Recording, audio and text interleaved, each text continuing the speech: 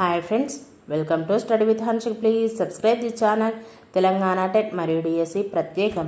Telangana TET మరియు DSC social material మా యాప్లో అవైలబుల్ ఉంది. లింక్ డిస్క్రిప్షన్లో ఉంది. డౌన్లోడ్ చేసుకొని ఫోన్పే ద్వారా కానీ గూగుల్ పే ద్వారా కానీ పొందవచ్చు. 9494525644. టెస్ట్ సిరీస్ కూడా అవైలబుల్ ఉన్నాయి. శతక కవులు.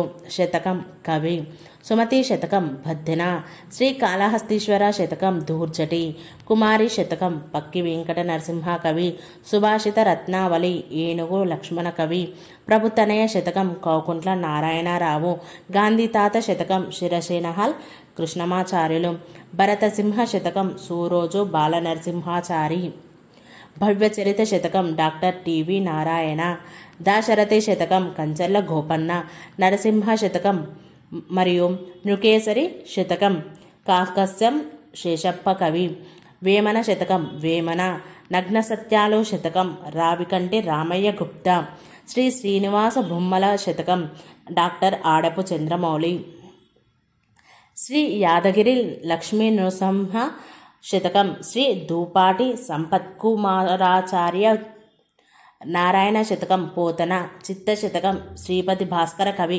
భాస్కర శతకం మారద వెంకయ్య, దాశరథి శతకం కంచర్ల గోపన్న, విశ్వకర్మ శతకం పండిత రామసింహ కవి, శ్రీ వెంకటేశ్వర శతకం ఆసూరి మరింగంటి పురుషోత్తమాచార్యులు, శ్రీ భాకవరాంజనేయ శతకం వెంకటరావు పంతులు, సర్వేశ్వర శతకం యథావాక్కుల అన్నమయ్య, మల్లభూపాలీయం నీతి శతకం ఎలకూచి బాల సరస్వతి, ఉత్పలమాల ఉత్పల సత్యనారాయణాచార్య, ఏకప్రాస శతపద్యమాలిక గౌరీభట్ల రఘురామ శాస్త్రి, నింబగిరి నరసింహ శతకం డాక్టర్ అందె వెంకటరాజం, చంద్రమౌళీశ్వర శతకం ఇమ్మిడిజెట్టి చంద్రయ్య, విశ్వనాథేశ్వర శతకం గుమ్మన్న గారి లక్ష్మీ నరసింహ శర్మ, శ్రీ లొంకరామేశ్వర శతకం నంబి శ్రీధరరావు, వేణుగోపాల శతకం గడిగే భీమకవి.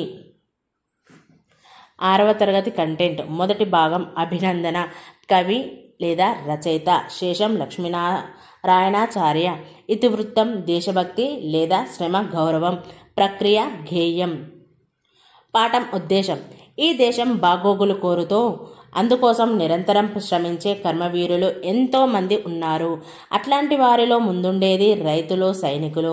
వారిని స్మరించుకుంటూ వారి శ్రమను, గొప్పతనాన్ని తెలియజెప్పడమే ఈ పాఠం ఉద్దేశం. పాఠ్యభాగ వివరాలు. ఈ పాఠం గేయ ప్రక్రియకు చెందినది. గేయం పాడుకోవడానికి వీలుగా ఉంటుంది. ఈ గేయం అభినందన శేషం లక్ష్మీనారాయణాచార్య రచించిన స్వరభారతి అనే గేయ సంకలనం నుండి తీసుకోబడింది. కవి పరిచయం. శేషం లక్ష్మీనారాయణాచార్య 15/4/1947 నుండి 17/5/1998. శేషం లక్ష్మీనారాయణాచార్య సొంత ఊరు కరీంనగర్ జిల్లాలోని నగనూర్. తల్లిదండ్రులు కనకమ్మ, నరహరి స్వామి. చాలా కాలం రంగారెడ్డి జిల్లాలో తెలుగు భాషోపాధ్యాయునిగా పనిచేశాడు. అనేక పద్య, వచన, గేయ కవితలను రచించాడు. అవి వివిధ పత్రికల్లో ప్రచురింపబడ్డాయి. టీవీ, రేడియోల్లో ప్రసారమయ్యాయి. శేషం లక్ష్మీనారాయణాచార్య రాసిన విమర్శనా వ్యాసాలు దక్షిణ భారత హిందీ ప్రచార సభ వారి స్రవంతి పత్రికలో ప్రచురింపబడ్డాయి. లలిత మనోహరమైన దైవభక్తి, దేశభక్తి గేయాలను రాయడంలో అందవేసిన చెయ్యి. ప్రవేశిక. దేశానికి వెన్నుముక రైతు. దేశాన్ని కంటికి రెప్పలా కాపాడేవాడు సైనికుడు. వారిద్దరూ లేకపోతే దేశ ప్రజలకు తిండి, దేశానికి రక్షణ ఉండదు. దేశం కోసం వాళ్ళిద్దరూ పడే శ్రమను వర్ణించడానికి ఎన్ని మాటలైనా సరిపోవు. అందుకే లాల్ బహదూర్ శాస్త్రి జై జవాన్ జై కిసాన్ అన్నాడు. అదే భావనను ప్రతిబింబింపజేస్తూ రచయిత సరళమైన పదాలతో వారిని ఎట్లా అభినందించాడో అభినందన పాఠం తెలియజేస్తోంది. స్నేహబంధం. కవి లేదా రచయిత. మూలం చిన్నయ్య సోరి. ఇతివృత్తం నైతిక విలువలు. ప్రక్రియ కథ. పాఠం ఉద్దేశం. స్నేహం యొక్క గొప్పతనాన్ని తెలియజేయడం, విద్యార్థులలో స్నేహభావాన్ని పెంపొందింపజేయడం ఈ పాఠం ఉద్దేశం. పాఠ్యభాగ వివరాలు. స్నేహబంధం కథ ప్రక్రియకు చెందినది.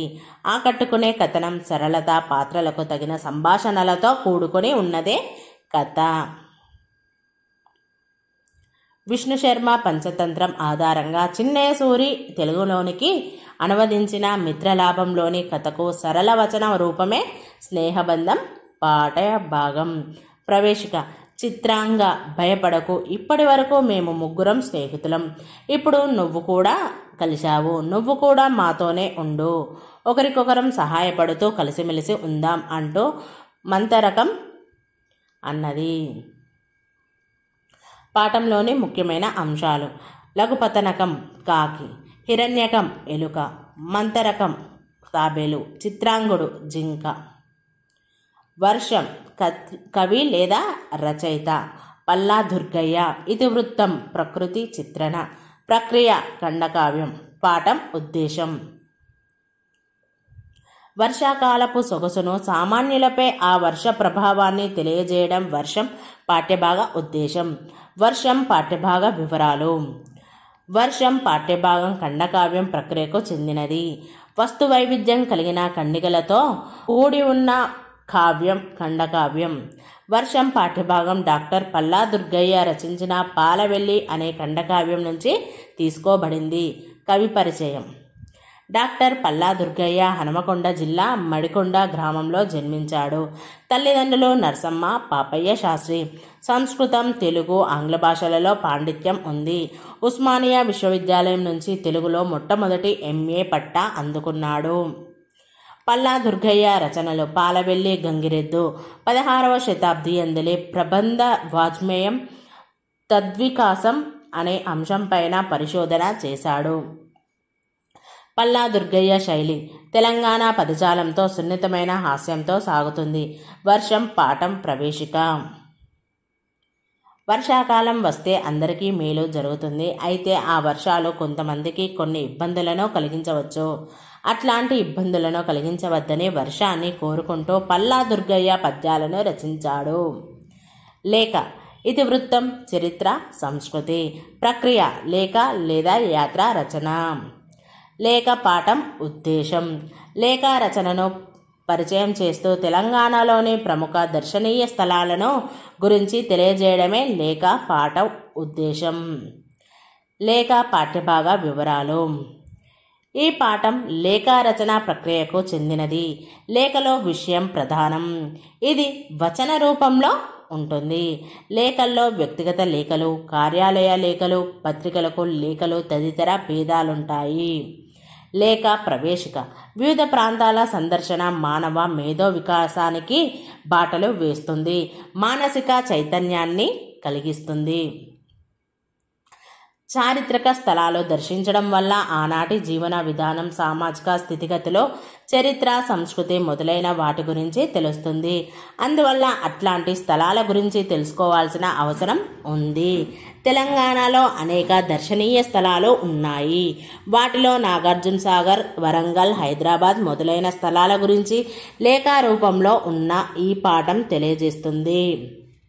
లేఖ పాఠంలోని ముఖ్యాంశాలు: 1000 స్తంభాల గుడి హనుమకొండ, వరంగల్ కోట వద్ద ఉన్నవి స్వయంభూ దేవాలయం, గుష్ మహల్ నాట్య మండపం, పెంబర్తి ఇత్తడి కళాఖండాలకి ప్రసిద్ధి, రామప్ప దేవాలయం, రేచర్ల రుద్రుడు గణపతి దేవుని సేనాని నిర్మించాడు, బొమ్మలమ్మ గుట్ట, కురిక్యాల గ్రామం, గంధాదం మండలం, కరీంనగర్. తెలుగు భాషకు కీర్తి ప్రతిష్టలు అందించిన ప్రదేశం. ప్రాచీన తెలంగాణ కవి జినవల్లభుని కంద పద్యాలు ఉన్న శాసనాలు ఇక్కడ ఉన్నాయి. ఇవే తెలుగులో దొరికిన తొలి కంద పద్యాలు. ఈ పద్యాల ఆధారంగానే తెలుగు భాషకు ప్రాచీన హోదా లభించింది. కోటిలింగాల శాతవాహనుల రాజధాని. కోటిలింగాల చుట్టూ గోదావరి నది ఉంది. ఇసుక రేణువులతో ఏర్పడిన శివలింగం ఉంది. శ్రీముఖుని నాణేలో కోటిలింగాలలో దొరికాయి. చార్మినార్ కులీ కుతుబ్ షా ప్లేగు వ్యాధి నిర్మూలనకు కట్టించాడు. 4 దిక్కుల 4 గోపురాలున్నాయి. ఈ గోపురాలనే మినార్లు అంటారు. బిర్లా మందిర్ పాలరాతితో కట్టిన వెంకటేశ్వరుని గుడి. గద్వాల కోట మట్టి కోట 1750లో పెదసోమ భూపాలుడు కట్టించాడు. కోట లోపల చిన్న కేశవ స్వామి గుడి ఉంది. గుడి ముందర 90 అడుగుల గాలి గోపురం ఉంది.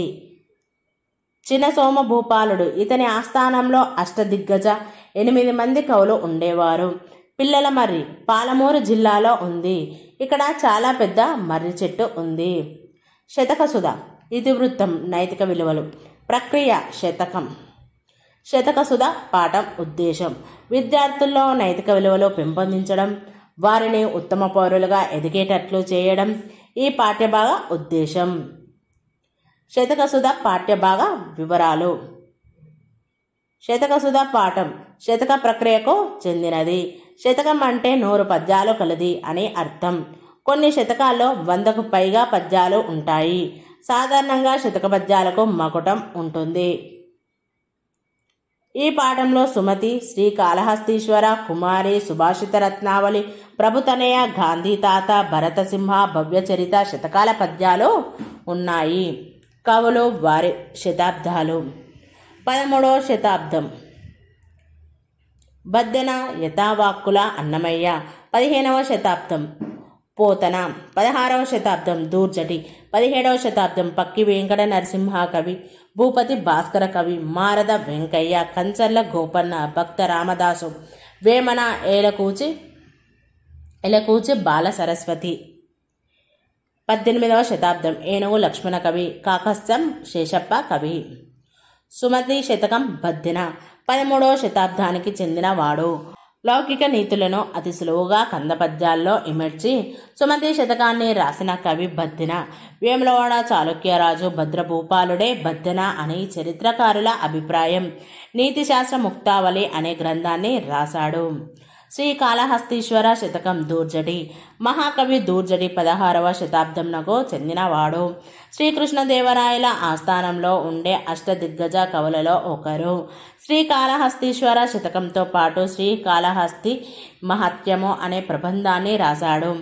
అతులిత మాధురి మహిమ కలిగిన వాడని శ్రీకృష్ణదేవరాయలు ఇతడిని ప్రస్తుతించాడు.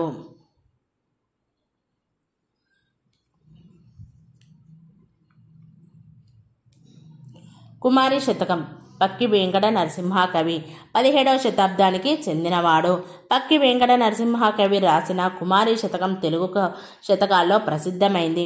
చిన్న చిన్న పదాలతో ఆధునిక సమాజానికి అవసరమైన నీతులను వెంకట నరసింహ కవి సులభరీతిలో చెప్పాడు. సుభాషిత రత్నావళి ఏనుగు లక్ష్మణ కవి 18వ శతాబ్దానికి చెందినవాడు. సంస్కృతంలో భర్తృహరి రాసిన సుభాషిత త్రిశతిని తెలుగులోనికి అనువదించిన కవులలో ఒకడు ఏనుగు లక్ష్మణ కవి. పెద్దాపురం సంస్థానంలోని పెద్దాడ గ్రామ నివాసి. ఏనుగు లక్ష్మణ కవి రచనలు: సుభాషిత రత్నావళి, రామేశ్వర మహత్యము, విశ్వామిత్ర చరిత్రము, గంగా మహత్యము. ప్రజల నాలుకలపై నాట్యమాడే సులభమైన రమ్యమైన శైలిలో ఇతని పద్యాలు ఉంటాయి. ప్రభుతనయ శతకం కోకుంట్ల నారాయణరావు 1883 to 1953. రంగారెడ్డి జిల్లాలోని కోకుంట్ల గ్రామానికి చెందినవాడు. తనయ అనే మొకటంతో కోకుంట్ల నారాయణరావు రాసిన ప్రభుతనయ శతకం చాలా ప్రసిద్ధి చెందింది. గాంధీ తాత శతకం శిరసినహల్ కృష్ణమాచార్యులు 13/8/1905 నుండి 15/4/1992. శిరసినహల్ కృష్ణమాచార్యులు నిజామాబాద్ జిల్లా మోర్తాండ్లో జన్మించాడు. కొరుట్లలో స్థిర నివాసం ఏర్పరచుకున్నాడు. ప్రముఖ శతవాదానిగా పేరు పొందాడు. శిరసినహల్ కృష్ణమాచార్యుల రచనలు: కళాశాల అభ్యుదయం, రామానుజ చరితం, చిత్ర ప్రబంధం, రత్నమాల, ఖండకావ్యం. బిరుదు: అభినవ కాళిదాసు. భరతసింహ శతకం సూరోజు బాలనరసింహాచారి 9/5/1946 to 2/2/2014. నల్గొండ జిల్లా చిన్నకాపర్తి గ్రామానికి చెందినవాడు. సహజ కవిగా ప్రసిద్ధుడు. రచించిన పుస్తకాలు: కవితాకేతనం, బాలనృసింహ శతకం, మహేశ్వర శతకం, భగవద్గీత కందామృతం, వీరబ్రహ్మేంద్ర స్వామి చరిత్ర. భవ్య చరిత్ర శతకం doctor TV Narayana. Doctor TV Narayana Hyderabad జిల్లాకు చెందినవాడు. 26/7/1925 జన్మించాడు. విద్యావేత్తగా, ఆధునిక దార్శనికుడిగా గుర్తింపు పొందాడు. జిల్లా విద్యాశాఖాధికారిగా, పబ్లిక్ సర్వీస్ కమిషన్ సభ్యుడిగా సేవలందించాడు.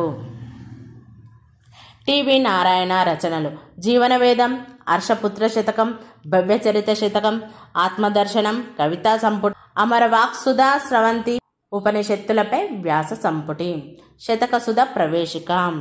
జీవితంలో అనుభవాల ద్వారా ఎన్నో విషయాలు తెలుసుకుంటూ ఉంటాము. అలా తెలుసుకున్న విషయాల్లో మంచి వాటిని భవిష్యత్తు తరాల వారికి అందించాలని కొంతమంది మహాత్ములు కోరుకుంటారు. ఎంతో పెద్ద విషయాన్ని కూడా కుదించి సులభంగా చెప్పగలిగే అవకాశం శతక పద్యాల్లో ఉంటుంది. శతక పద్యాల రూపంలో కవులు మనకు అందించిన విషయాలను ఈ పాఠంలో పొందుపరచారు. పోతన బాల్యం. కవి లేదా రచయిత వానమామలై వరదాచార్యులు. ఇతివృత్తం: పిల్లల ఆసక్తులు. ప్రక్రియ: కావ్యం. పాఠం ఉద్దేశం: తిప్పన, పోతన ఇద్దరు అన్నదమ్ములు. చిన్నప్పటి నుంచి వారిద్దరూ ఒకరిని విడిచి మరొకరు ఉండలేనంత ప్రేమతో మెలిగేవారు. వారిద్దరి మధ్య ప్రేమ ఏ విధంగా ఉండేదో, వారి బాల్యం ఎలా గడిచిందో మొదలైన విషయాలు పోతన బాల్యం పాఠ్యభాగంలో చూడవచ్చు. పిల్లల అభిరుచులను, ఆసక్తులను తెలియజెప్పడం పోతన బాల్యం పాఠం ఉద్దేశం. పోతన బాల్యం పాఠ్యభాగ వివరాలు. పోతన బాల్యం పాఠం కావ్య ప్రక్రియకు చెందినది. కావ్యం అంటే వర్ణనతో కూడినది అని అర్థం. మహాకవి పోతన జీవితం ఆధారంగా డాక్టర్ వానమామలై వరదాచార్యులు రచించిన పోతన చరిత్రము అనే మహాకావ్యంలోని ప్రథమాశ్వాసం నుండి తీసుకోబడింది. కవి పరిచయం. 20వ శతాబ్దపు మహాకవుల్లో ప్రముఖుడు డాక్టర్ వానమామలై వరదాచార్యులు. వరంగల్ అర్బన్ జిల్లాలోని మడికొండ గ్రామంలో జన్మించారు. నేటి మంచిర్యాల జిల్లా చెన్నూరులో స్థిర నివాసం ఏర్పరచుకున్నాడు. వానమామలై వరదాచార్యుల బిరుదులు: అభినవ పోతన, అభినవ కాళిదాసు, మధుర కవి, కవి చక్రవర్తి. సంస్కృతం, తెలుగు భాషల్లో చక్కని పాండిత్యం కలవాడు. రచించిన గ్రంథాలు: పోతన చరిత్రము, మణిమాల, సూక్తి వైజయంతి, జయధ్వజం, వ్యాసవాణి, కూలిపోయే కొమ్మ, రైతు బిడ్డ, బుర్రకథల సంపుటి. వానమామలై వరదాచార్యులు అందుకున్న పురస్కారాలు: ఆంధ్రప్రదేశ్ సాహిత్య అకాడమీ పురస్కారం, వారణాసి వారి విద్యా వాచస్పతి. పోతన బాల్యం ప్రవేశిక. అన్నదమ్ములు కలిసిమెలిసి ఉంటే రామలక్ష్మణులతోటి పోలుస్తారు. తిప్పన, పోతనలను కూడా రామలక్ష్మణులని అనేవాళ్ళు. వీళ్ళలో పోతనకు ఆటలంటే చాలా ఇష్టం. బాల్యంలో ఆ అన్నదమ్ములిద్దరిని రామలక్ష్మణులని ఎందుకనేవాళ్ళో, పోతన ఏ ఆటలు ఆడేవాడో అతన్ని చూసిన వాళ్ళు ఏమనుకునేవాళ్ళో వానమామలై వరదాచార్యులు తాను రచించిన పద్యాలలో తెలిపాడు. Thank you friends. ఈ వీడియో నచ్చినట్లయితే లైక్ చేయండి, షేర్ చేయండి, కామెంట్ చేయండి, సబ్స్క్రైబ్ చేయండి ఫ్రెండ్స్.